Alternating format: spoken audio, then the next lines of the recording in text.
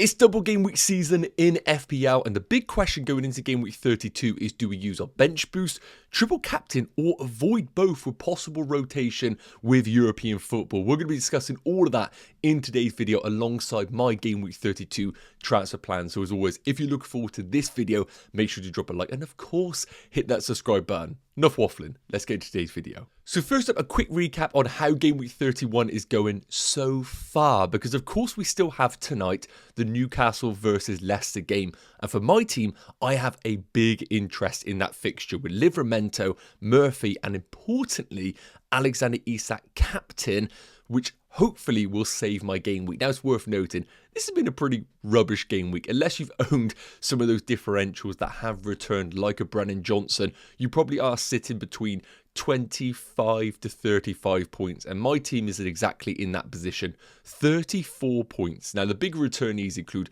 Munoz with that goal, 8-pointer, Vardy with the bonus points, 9 points in, and Mateta with that worldy finish against Brighton. But outside of that, it has been a pretty bad game week for most of the other premiums alongside Palmer and Mo Salah. The big advantage that my team has going into game week 31 is that I didn't go for the captaincy on Mo Salah. I just felt like the game was going to be difficult. It proved to be so, and I'm just hoping we get some sort of minutes from Alexander Isak, because if he doesn't feature at all, it is the worst case scenario, because the captaincy will then go on to Mo Salah, and importantly, I think there is going to be a lot of auto subs in the game where someone like a Morgan Rogers is going to come in for an Alexander Isak. So I will take 20 minutes of Alexander Isak as captain as opposed to him not turning up at all.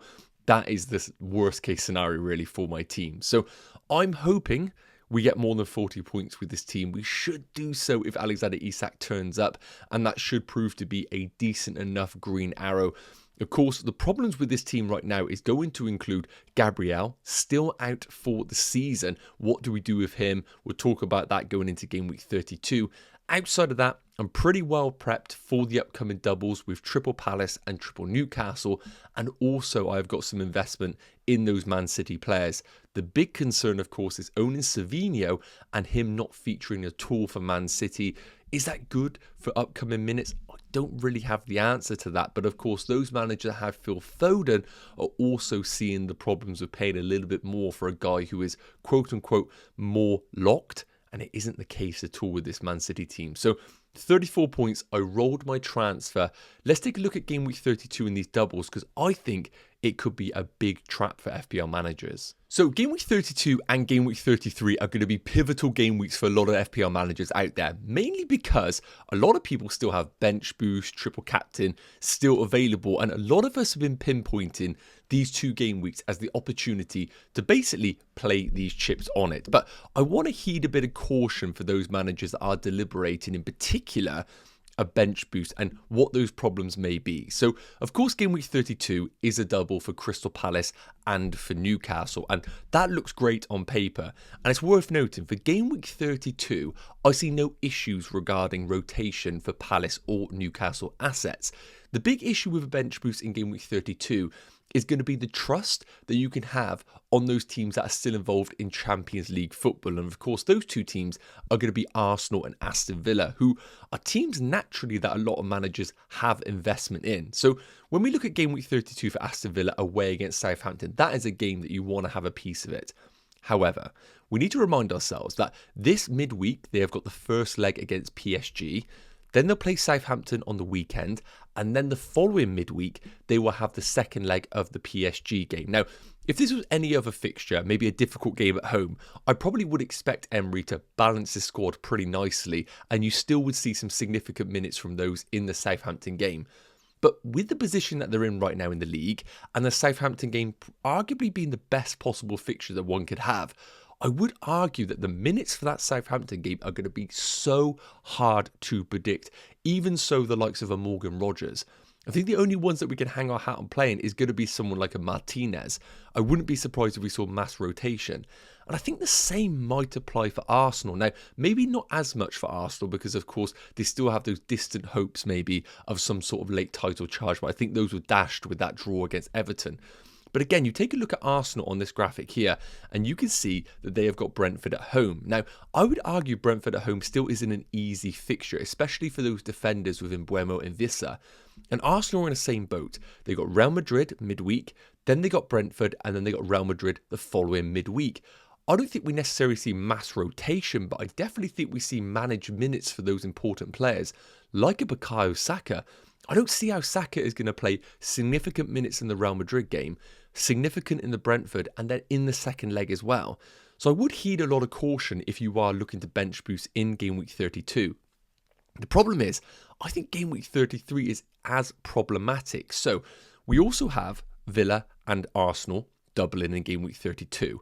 The problem with that is those Ipswich and Newcastle games for respective teams are going to come off the back of the second leg of the Champions League. If they go to 120 minutes, I think that is going to impact those teams. The other issue is going to be FA Cup. So these FA Cup games are going to impact Crystal Palace, Aston Villa, Nottingham Forest and Man City. City, Villa and Palace are important because, of course, those are the ones that double. Now, the FA Cup semi-final is going to come after the second part of the double game week. But for me, that screams rotation. Take Crystal Palace as an example. The Bournemouth at home game, I think, is perfectly fine. But 3 days later, they got the Arsenal game. 3 days after that, the semi-final of the FA Cup. I think we see a strong team against Bournemouth, a rotated team against Arsenal, and then a strong team in the FA Cup semi-final. And I think the exact same thing will happen for Aston Villa. Strong against Newcastle, rotated against Man City, really strong in that FA Cup. So even game week 33 poses big problems with minutes being rotated throughout. So what I'm trying to say is this. I think game week 32 is a real problem for bench boost. I do think if Alexander Isak is past fit, a triple captain on him does look good. Game week 33 is a bench boost based on the fixtures provided, but not on the minutes that those players will play. So go with what your thoughts are with your team. For me personally, I am now really not liking either week for bench boost, but I'm now a little bit more inclined maybe to invest in those game week 32 doubles for Alexander Isak as a triple captaincy. But if we see any sort of worries of him in the Leicester game, then I think I might postpone that for someone like a Bukayo Saka, who of course doesn't have FA Cup involvement. And I would then expect to possibly get some decent minutes against Ipswich and Palace, as long as the Champions League game doesn't run on for 120 minutes.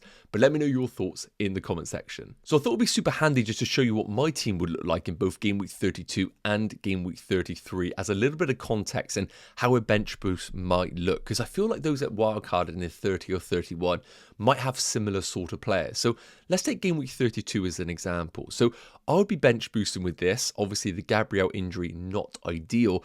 So I would have to make a substitute in game week 32. Now, naturally, because in game week 33, Arsenal double, I think Gabriel to Saliba just makes a lot of sense. But does that look then great? Brentford at home, 3 days or 4 days after their first leg, 3 days or 4 days before the second leg. I don't feel that confident about a guaranteed clean sheet against Brentford at all. And Savinho and Vardiel, while that's okay, will be up against my Crystal Palace triple up. So the bench boost kind of is just going to kill itself in some manner. So I don't really love the idea of a game week 32 bench boost.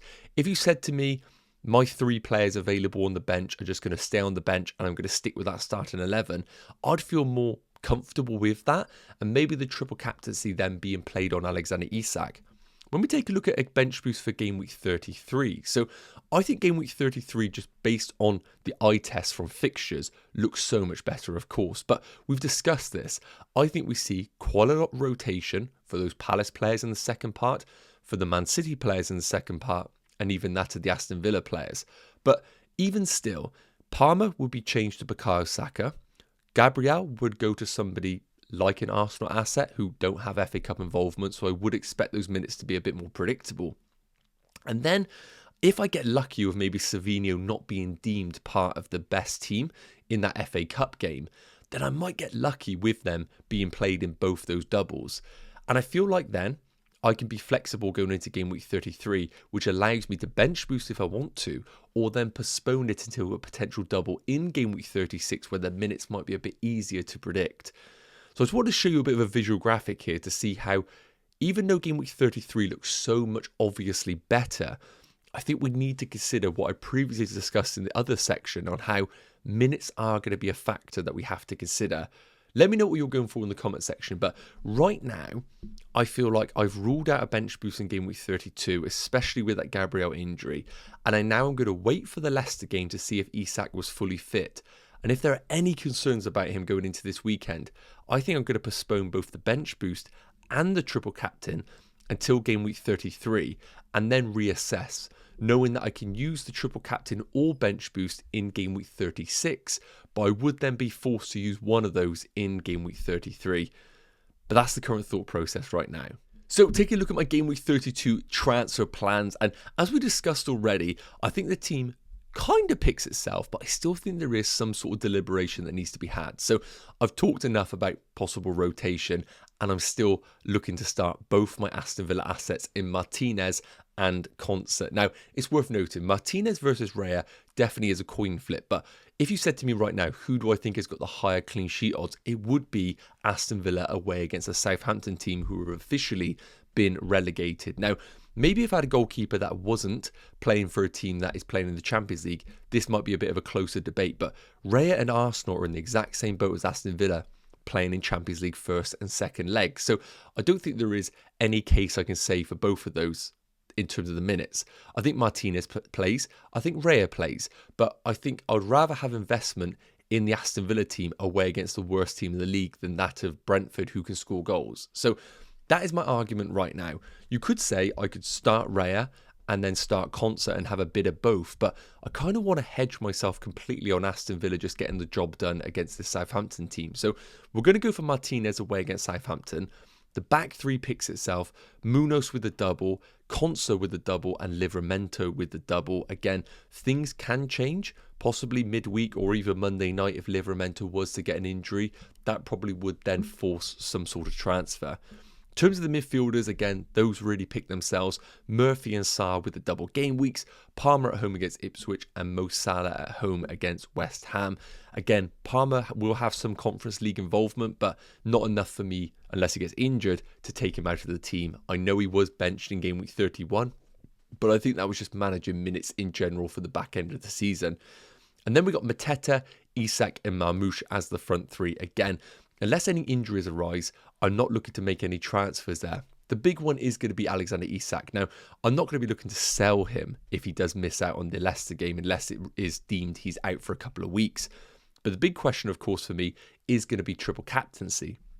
And hopefully I've already explained myself a little bit in the previous sections. I feel like I've ruled out a bench boost completely for this game week. So it's going to be a case of, if he plays the Leicester game, plays decent minutes, and then comes off just naturally from substitution for Callum Wilson, then I think that probably will be enough for me to say to myself, yes, put the triple captain on Alexander Isak with 2 favourable home games and get the chip out of the way. I think that's my current thought process. But like I said, if he plays 50-55 minutes and has again a little knock and Callum Wilson comes in, I would then start to question whether the triple captaincy is worth it on Isak when I know game week 33 has opportunities on both Marmoush and Bukayo Saka, and even a punt in game week 36 for a potential Man City double, which includes Southampton away. So with 2 free transfers available, the plan is to roll once again and give myself further flexibility in game week 33. The only way I make a transfer in game week 32 is for some reason I change my mind and I decide to bench boost, and then of course I have to get rid of Gabriel. But I think based on what I've spoken about, even though game week 33 looks an absolute car crash for minutes, I think I'd probably rather go there than that of game week 32. Yes guys, okay, that is going to wrap up today's game week 32 transfer plans video. Again, I don't really have any transfers that I want to bring in, hence why I haven't really analysed a lot of particular players, but I just wanted to make it clear about what is happening during this midweek and why early transfers really should be avoided. Now, we will be dropping a more detailed look at players to buy in my buy avoid section, so make sure you are sticking around for that later on in the week, alongside my team selection and maybe another sort of ad hoc video. So as always, if you enjoyed the video, make sure to drop a like, hit that subscribe button. Any questions, pop them in the comment section, and I'll see you in the next one. Take care. Cheers.